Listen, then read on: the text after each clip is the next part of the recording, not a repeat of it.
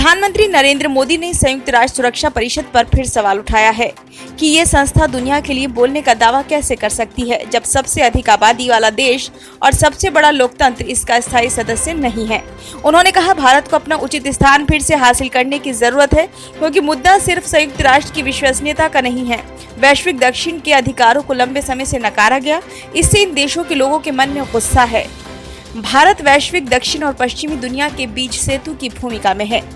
PM Modi बृहस्पतिवार को 2 दिनों के दौरे पर पेरिस पहुंच गए। इससे पहले फ्रांस के अखबार को दिए साक्षात्कार में उन्होंने कहा कि प्राचीन काल से भारत वैश्विक आर्थिक विकास, तकनीकी उन्नति व मानव विकास में योगदान में सबसे आगे रहा है। विश्व भर में मंदी, खाद्य सुरक्षा, मुद्रास्फीति, सामाजिक तनाव जैसी समस्याओं का आज भारत समाधान पेश कर रहा है। इस वैश्विक पृष्ठभूमि में मैं भारतीयों में नया आत्मविश्वास और विश्व में अपना समुचित स्थान लेने की उत्सुकता देख रहा हूं। पीएम ने कहा कि भारत वैश्विक चर्चा में अनूठा व विशिष्ट दृष्टिकोण लाता है। ये सदैव शांति, निष्पक्ष आर्थिक व्यवस्था, कमजोर देशों की चिंताओं और आम चुनौतियों के समाधान के लिए वैश्विक एकजुटता के पक्ष में खड़ा है। पीएम मोदी ने कहा कि ऐसे समय में जब दुनिया के कई देश बूढ़े हो रहे हैं, भारत दुनिया का सबसे युवा देश है। युवा हमारी सबसे मजबूत संपत्ति है। भारत के युवा व कुशल कार्यबल आने वाले दशकों में दुनिया के लिए भी संपत्ति होंगे।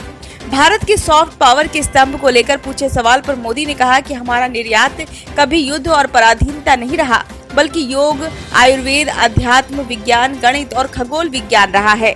हम हमेशा वैश्विक शांति और प्रगति में योगदान करते रहे हैं।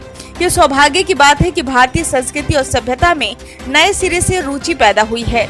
योग आज एक घरेलू शब्द है। आयुर्वेद की हमारी पारंपरिक चिकित्सा को स्वीकार्यता मिल रही है। भारतीय सिनेमा, व्यंजन, संगीत और नृत्य की दुनिया भर में मांग हो रही है। पीएम मोदी ने कहा कि भारत फ्रांस साझेदारी का लक्ष्य स्वतंत्र, खुले, समावेशी, सुरक्षित व स्थिर हिंद प्रशांत क्षेत्र को आगे बढ़ाना है। दोनों देश हिंद महासागर क्षेत्र में प्रमुख शक्ति हैं। दोनों का लक्ष्य क्षेत्र में अन्य देशों की मदद करना भी है। पीएम मोदी ने निमंत्रण के लिए फ्रांस के राष्ट्रपति इमैनुअल मैक्रों का आभार जताया। कहा कि उनकी सोच भारत से मेल खाती है, लिहाजा भारत व फ्रांस के बीच आर्थिक, सामाजिक, सांस्कृतिक और आमजन के बीच संपर्क जैसे क्षेत्रों में साझेदारी गहरी हो रही है। 2014 के बाद से हमारा व्यापार लगभग 2 गुना हो गया है। ब्यूरो रिपोर्ट, नई दिल्ली।